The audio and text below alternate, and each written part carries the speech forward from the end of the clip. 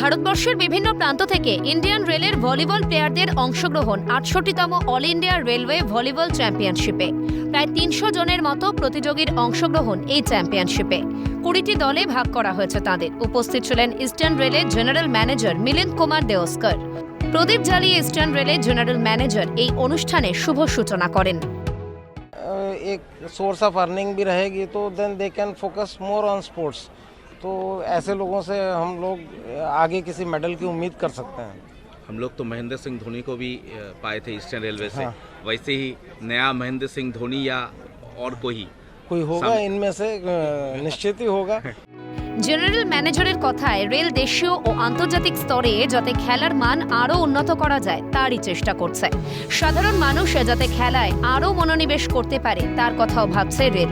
Indian rail বিভিন্ন খেলার উপর সারা বছরই জোর দিয়ে থাকে। আন্তর্জাতিক স্তরে অলিম্পিক এবং বিভিন্ন খেলায় যাতে আরও ভালো পারফরমেন্স করতে পারে খেলোয়াড়রা তার কথা ভাবতে হবে।